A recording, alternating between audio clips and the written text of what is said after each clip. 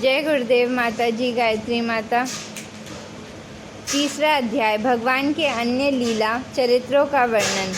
उद्धव जी कहते हैं, इसके बाद श्री कृष्ण अपने समुदाय के स्वामी कंस को ऊंचे सिंहासन से नीचे पटककर माता पिता देवकी वासुदेव को सुख पहुंचाने की इच्छा से तथा उसके प्राण लेकर उसकी लाश को बड़े बलदेव जी के साथ मथुरा पधारे और उन्होंने शत्रु जोर से पृथ्वी पर घसीटा। सांदीपनी मुनि के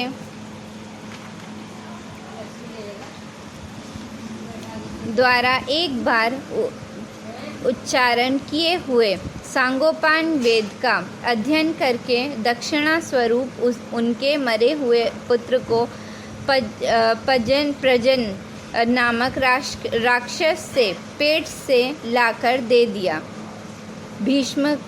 भीष्मकंदनी रुक्मणी के सौंदर्य से अथवा रुक्मी के बुलाने से जो शिशुपाल और उसके सहायक वहां आए हुए थे, उनके सिर पर पैर रखकर गोवर्धन विधि के द्वारा विवाह करने के लिए अपनी नित्य संगिनी रुक्मणी को वे वैसे ही हरण कर लाए जैसे गरुण अमृत कलश को ले आए थे। स्वयंवर में 7 बिना नथे हुए बालकों नाथ कर सत्या से विवाह किया। इस प्रकार मानभंड जाने पर मूर्ख राजाओं ने शस्त्र उठाकर राजकुमारी को छीनना चाहा। तब भगवान श्री कृष्ण स्वयं बिना घायल हुए अपने शस्त्रों से उन्हें मार डाला। भगवान विषयी पुरुष की सी लीला करते हुए अपनी प्राण प्रिय सत्यभामा को प्रसन्न करने की इच्छा से उनके लिए स्वर्ग से कल्प वृक्ष उखाड़ लाए। उस समय इंद्र ने क्रोध से अंधे होकर अपने सैनिकों सहित उन पर आक्रमण कर दिया, क्योंकि वह निश्चय ही अपनी स्त्रियों का क्रीड़ामग्न बना हुआ है।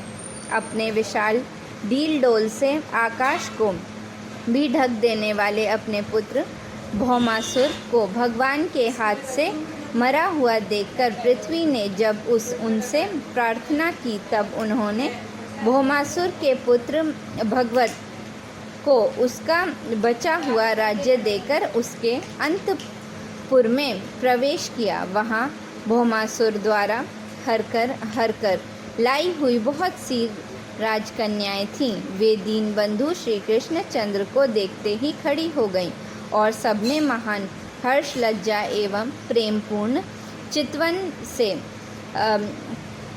तत्काल ही भगवान को पति रूप में वरण कर लिया।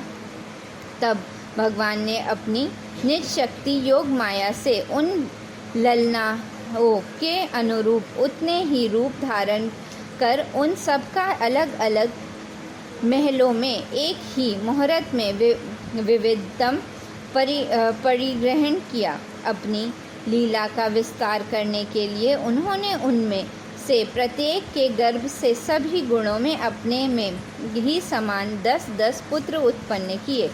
जब काल यवन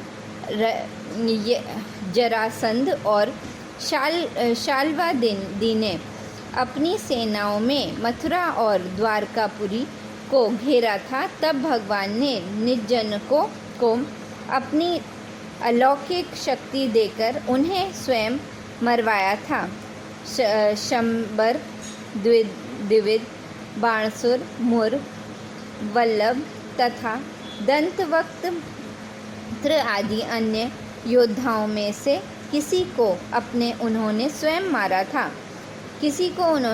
मारा था और किसी को दूसरों से मरवाया। इसके बाद उन्होंने अपने आपके भाई धृतराष्ट्र और पांडु के पुत्र का पक्ष लेकर आए हुए राजाओं का भी संहार किया।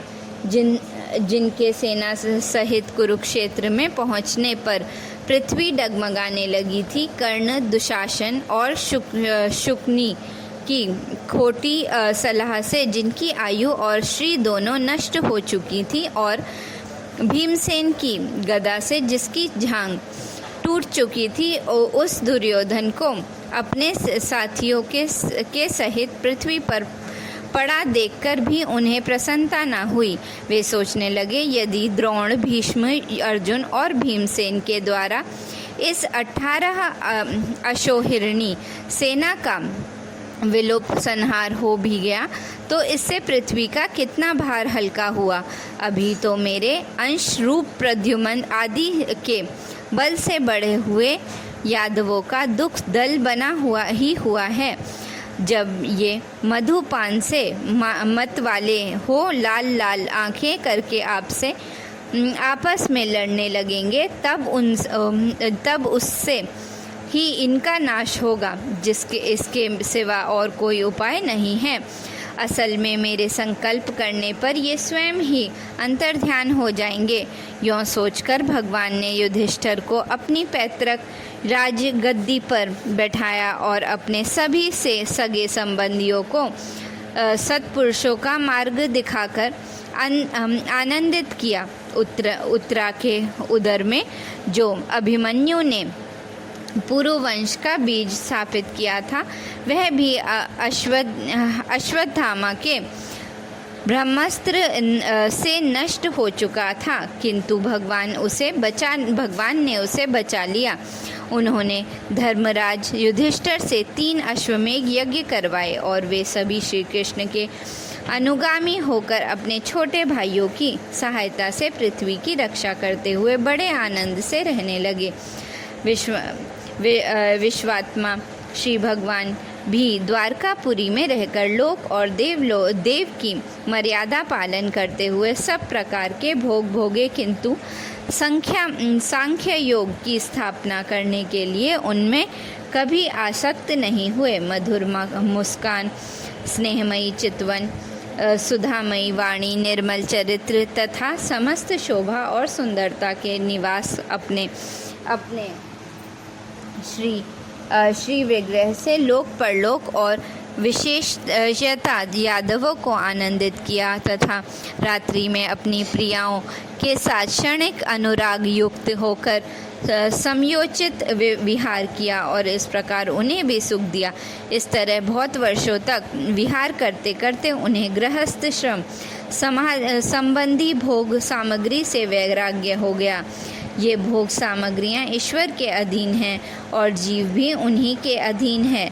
जब योगेश्वर भगवान श्री कृष्ण को ही उनमें वैराग्य हो गया, तब भक्ति योग के द्वारा उनका अनुगमन करने वाला भक्त जो उन पर विश्वास ही कैसे करेगा। एक बार द्वारकापुर में खेलते हुए यदुवंशी और भोजवंशी बालकों ने खेल में कुछ मुनीश्वरों को चिढ़ा दिया। तब यादव कुल का नाश ही भगवान का अभिष्ट है, यह समझकर उन ऋषियों ने बालकों को शाप दे दिया। इसके कुछ ही महीने बाद भावी वृषण, भोज और अंधकवंशी यादव बड़े हर्ष से रथों पर चढ़कर प्रभास क्षेत्र को गए। वहाँ स्नान करके उन्होंने इस तीर्थ के जल से पितर देवता और ऋषियों का तर्पण किया था। ब्राह्मणों को श्रेष्ठ गौएं दी। उन्होंने सोना, चांदी, शथ्या, वस्त्र, मृग चर्म, कंबल, पालकी, रथ, हाथी, कन्याएं और ऐसी भूमि जिससे जीविका चल सके और तथा नाना प्रकार के सरस अन्य भी भगवत दर्पण करके ब्राह्मणों को दिए। इसके पश्चात गो और ब्राह्मणों के लिए भी प्राण धारणा करने वाले उन वीरों ने पृथ्वी पर सिर टेककर उन्हें प्रणाम किया। जय गुरुदेव, जय माता जी।